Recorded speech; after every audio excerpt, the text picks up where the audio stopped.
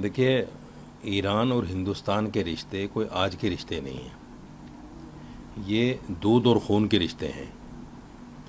जब अखंड भारत था मुग़लों के टाइम में, तो ईरान हमारा ही हिस्सा था, अफ़गानिस्तान हमारा ही हिस्सा था। आज भी जो अखंड भारत की कल्पना हम लोग करते हैं, तो उसमें ये सब आता है। ईरान, अफ़गानिस्तान, इराक़, ये सब इसी में आता है। इसीलिए आप देखिएगा कि उनके और हमारे कल्चर में बहुत समानता है, बहुत समानता है। कुछ चीज़ें हैं ऐसी जो हैं, लेकिन समानता ज़्यादा है। और हमारे रिश्ते इसलिए भी ईरान से हमेशा अच्छे रहे हैं कि जब अमेरिका ने पाबंदी लगाई, तो ईरान ने पाबंदी के बावजूद भी हमें तेल दिया, और ईरान ने हमें इंडियन रुपीज़ में पैसा देने के लिए भी छूट दी। हालांकि सब मुल्कों को वो डॉलर के हिसाब से देता है, लेकिन हमें छूट दी उसने कि ठीक है, आप जो है इंडियन रुपीज़ में पैसा दे सकते हैं। और हमें ये भी छूट दी कि आप 1 साल, 1.5 साल, 6 महीना, यानी एक टाइम लिमिट भी दिया उस वक्त जब पाबंदी लगी।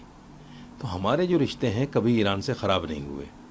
अभी जो युद्ध हुआ, कुछ चीज़ें ऐसी निकल कर सामने आई जिसमें कुछ लोगों को एतराज़ था, लेकिन सरकार की जो फ़ॉरेन पॉलिसी है वो सरकार समझती है कि भाई उसमें क्या अच्छा है क्या बुरा है। लेकिन हाँ, मुस्लिम कम्युनिटी को ये कम से कम बुरा लगा कि भाई आप जो है युद्ध से एक दिन पहले इजराइल के साथ खड़े हो गए। हमें न्यूट्रल रहना था, हमें उन लोगों के साथ रहना था जो मज़लूम है।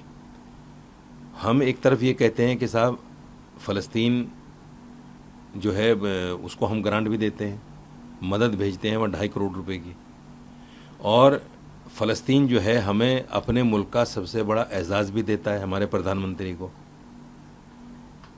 लेकिन फिर भी हम इजराइल के साथ खड़े हो जाते हैं जाके। क्या मजबूरी है ये तो सरकार समझेगी। लेकिन मुसलमानों को ऐसा लगा कि नहीं, ये ठीक नहीं हुआ। मगर हालात आहिस्ता आहिस्ता चलते गए, बनते गए। अब अगर ईरान बुला रहा है तो वो भी उसी नज़रिए से बुला रहा है जो हमारे अपने पुराने ताल्लुकात ईरान के साथ हैं और रहेंगे। ट्रंप की वजह से हमारे ताल्लुकात ख़त्म नहीं हो सकते। आपको याद होगा कॉरिडोर बाकायदा ईरान ने हमें दिया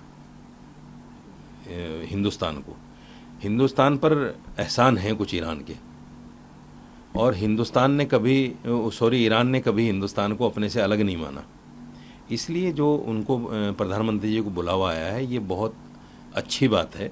और दोनों के दरमियान जो थोड़ी बहुत खटास या जो फॉरेन पॉलिसी को लेकर कुछ बातें हो गई थी, मैं समझता हूँ वो सब ख़त्म हो जाएंगी। रही बात ये कि ट्रंप जो है वो आदमी है जिस पर इत्मीनान नहीं किया जा सकता, और मैं समझता हूँ कि प्रधानमंत्री जी को भी फुल फ्लेश उन पर इत्मीनान नहीं करना चाहिए। ट्रंप ने हमें बहुत बेइज्जत किया है और जगह जगह किया है। अभी भी लास्ट G7 में जिस तरह का उसका बयान था, हमारे प्रधानमंत्री को किलर कह रहा है, तो ये ट्रंप जो है उसका ये पता नहीं वो कब क्या बोल दे। तो ऐसे आदमी से बचना ज़रूरी है। फॉरेन पॉलिसी इस टाइप की हो हमारी कि हम अमेरिका पर मुनहसिर ना हो। देखिए इटली को देखिए आप, इटली की जो प्राइम मिनिस्टर है मेलोनी, जिनको मेलोडी दी है प्रधानमंत्री जी ने, वो हमेशा ट्रंप के मुखालिफ रहती है, मुखर होकर बोलती है, फ़लस्तीन के लिए बोलती है, इजराइल के ख़िलाफ़ बोलती है। और अभी भी ट्रंप ने कहा कि मुझसे फ़ोटो खिंचवाना चाहती थी, लेकिन उसने बिल्कुल क्लियर मना किया कि नहीं, ऐसा बिल्कुल भी नहीं है। हमारे प्रधानमंत्री को भी कुछ इस तरह की बातें करनी चाहिए, ट्रंप के लिए ख़ास तौर से, क्योंकि ट्रंप विश्वास के काबिल आदमी नहीं है। ईरान और हिंदुस्तान के ताल्लुकात पहले भी अच्छे थे और आगे भी अच्छे रहेंगे, मुझे ये उम्मीद है।